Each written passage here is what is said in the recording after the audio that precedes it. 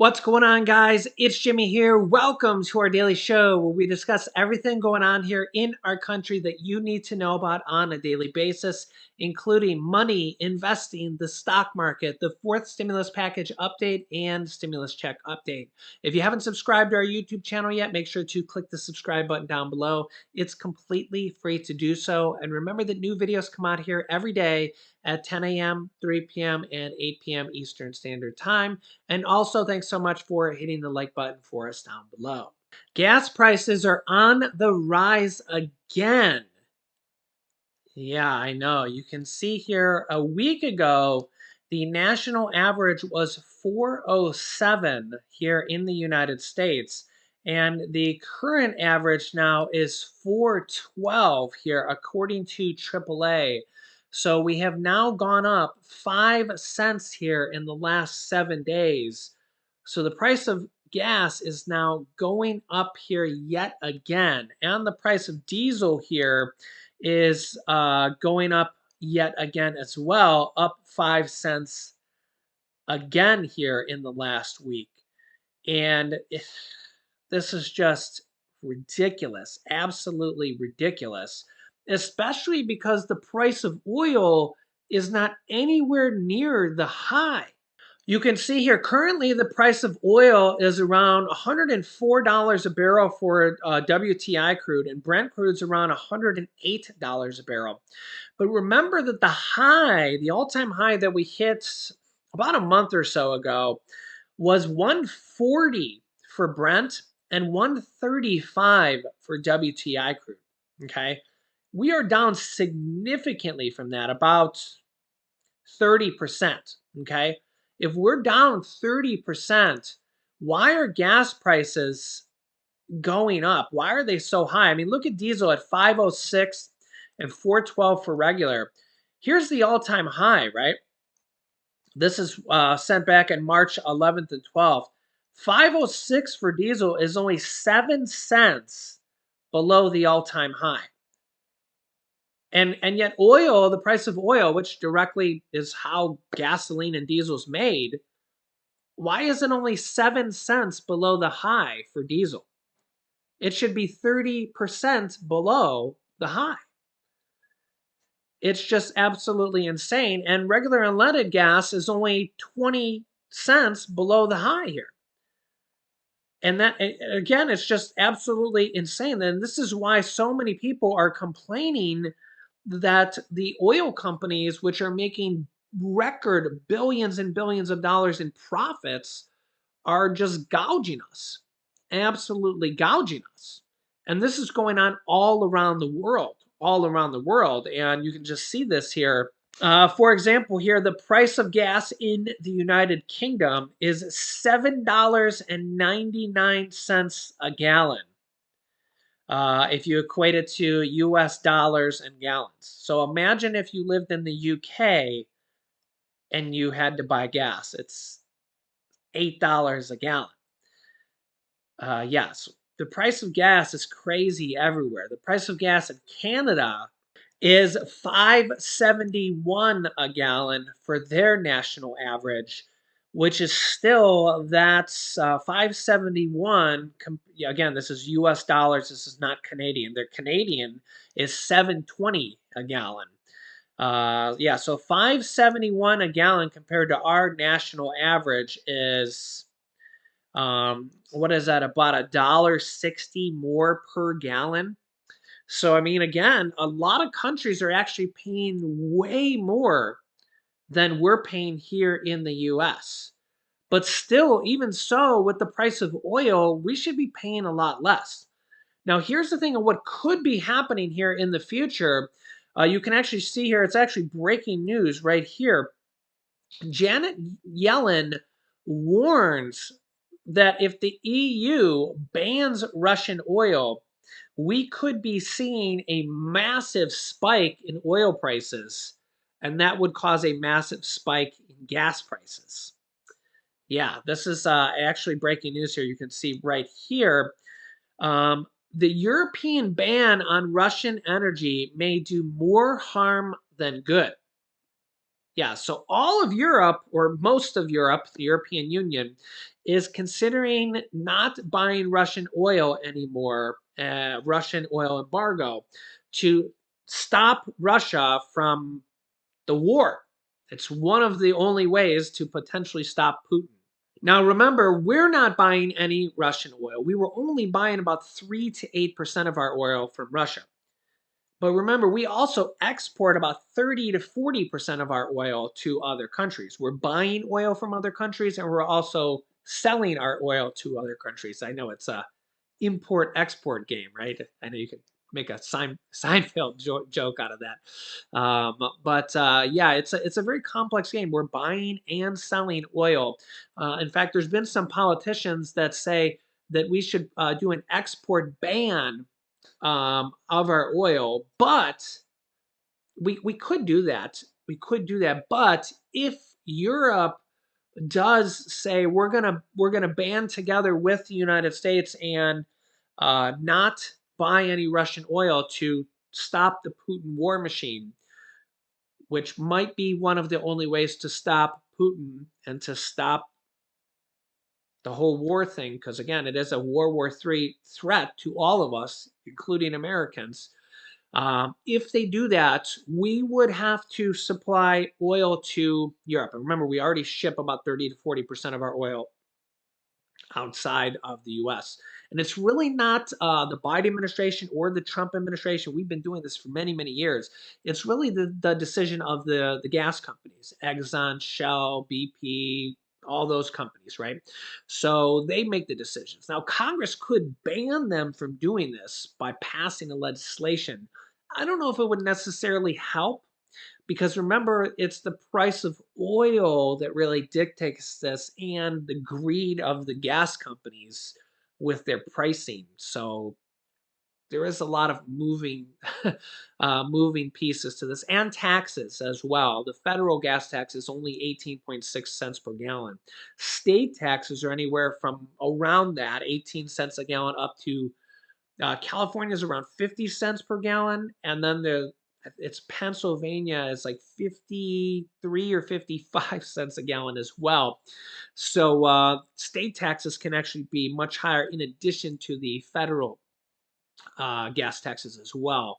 So those do add up as well. So when your state is pausing the state gas tax, which a lot of states are doing to help out as a stimulus type of measure, those do add up. So it's just kind of one way the states are giving back right now. In addition to state stimulus checks, pausing grocery taxes, and lowering state income taxes, lowering sales taxes.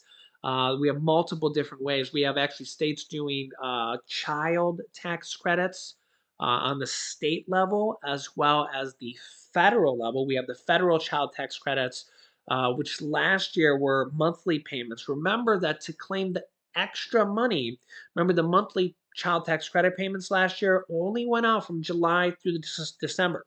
So that's only in the second half of the year. To get the first half of the year payments, which is $1,500 to $1,800 per child, you have to file a tax return. I'm trying to help out as many people as I can with that. So if you don't normally file a tax return, you need to file a tax return for 2021. Even if you don't have any earned income, even if you're on Social Security, even if you didn't work, you still want to file a tax return anyways, or else you're going to miss out on $1,500 to $1,800 per child in those child tax credits. You have to file a tax return just to claim it and to get a check back from the IRS. Okay, it's literally on the IRS website. Okay, you can just Google it, and you can literally see it on the IRS website. I've shown it multiple times. Okay, so that's a quick reminder. Share this video with anybody who has children if they don't know that, or tell them that, because the IRS says there's going to be thousands of people that don't get that money because they don't file a tax return for last year and they don't claim it.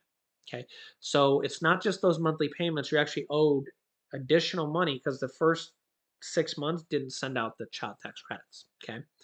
And if your state ends up sending out a state stimulus check here this year, if your state ends up being one of the states that says, yeah, we want you to file a tax return so we know how much you earn, you can still file a tax return. Okay. You don't have to have earned income to file a tax return. You can still just file one anyways. Okay. But again, my advice is to, because again, I'm talking to tens of thousands of people here in every video. I don't know everybody's individual, uh, tax situation.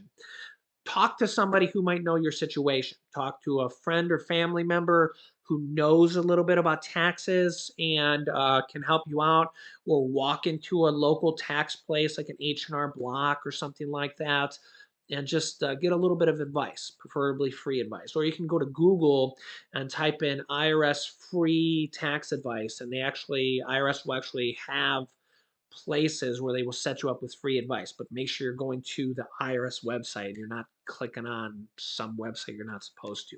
Okay. But yeah, I mean, if you actually watched that video, it was like a video or two ago about the main stimulus checks that have just passed. Uh, the keyword there's passed. They have passed. I'll show this here right here on the screen from my main news center. Governor Mills signs off on $850 relief checks per person. So that means married couples, moms and dads, or grandmas and grandpas are going to get $1,700 stimulus checks. In fact, there's also more to that. There's actually property tax relief, and there's other checks in there. In fact, the governor says that the average family is going to receive $1,700, which means that some families are going to receive more than that because there's other money in there as well. More than 850,000 people are going to receive this as early as June. So only a little bit about a month away. Okay. So this is passed. This is official. It's signed, sealed, and delivered. The governor has already signed this. New Mexico has already passed this here. You can see lawmakers pass a rebate check, which is $500 to $1,000 per person. They're going to send out their checks in two different installments. You can see here, money is on the way to help New Mexican families struggling with high gas prices. Lawmakers passed a rebate bill. This is now several days ago now. Democrats and Republicans agreed. I love seeing that when they agree. Two sides agreeing. Let's see more of that. Let's see more of that. You could see here with lawmakers voting to give $500 to individual taxpayers and $1,000 to married couples. It's going to go out in two different payments. So for New Mexico, it's $250 and $250 to individuals, and $500 and $500 to married couples, or basically 250 and 250 because it's two different people. But yeah, $1,000 to married couples here for New Mexico. That's passed. I just did a video on. There's actually a bunch of different states that have them passed. Honestly, it's got to be nearing like, I don't know, 10 or 12 states now that have different videos, or different different videos, different checks passed now in varying different amounts. And there's a lot more that are in the we're trying to figure it out phase, in the budget phase, we'll call it, where they're just like, we have to pass a budget, a state budget, and even after they pass the state budget, they can still pass a basically a stimulus package or a check package after that, because um, well, you know how Congress works, right? We've been seeing that from Congress here a lot, but now we have states chipping in extra. So these are just really kind of bonus checks, because the federal government as well really has a really pretty good opportunity here to pass stimulus checks here now because of inflation. Nancy Pelosi, the Speaker of the House of Representatives, has said that she prefers to send out stimulus checks here instead of lowering the gas tax, because it kind of helps out the oil companies as well. So, and Bernie Sanders has been pushing for this for a long time. So we have a lot of Democrats from the House of Representatives. In fact, this is kind of growing here. And the real question is here, how much can they do? What can they pass? Will they use the leftover $800 billion of stimulus money? Will they pass it in new money? Will they get any Republican support, or will they have to pass this through the reconciliation process? Will they try to go the executive order route, which they could do, in my opinion? Because remember that former President Trump did this with an executive order. They did it with already approved money. That's how Trump did it. The money was sitting there in the disaster relief fund. It was money that was already approved, and he sent out those stimulus checks or, unemployment checks, whatever you want to call them. They basically were stimulus checks. They were extra checks that went out to the unemployed people. It was $300 per week for 6 weeks, so $1,800. I mean, if you don't call those stimulus checks, I don't know what you would call them. Unemployment bonus checks. I mean, let's be honest, they're stimulus checks. But that's exactly what they were. They were money was already approved by Congress, and Trump just did an executive order to reallocate it. Biden could do the exact same thing. There's $800 billion of leftover stimulus money that's already approved. So it's just sitting there. It's basically the exact same scenario. I mean, again, I'm not from either party, so I'm just looking at this stuff from a realistic point of view. If Trump could do it, Biden could do it, right? And again, I mean, you tell me, does the situation look different at all?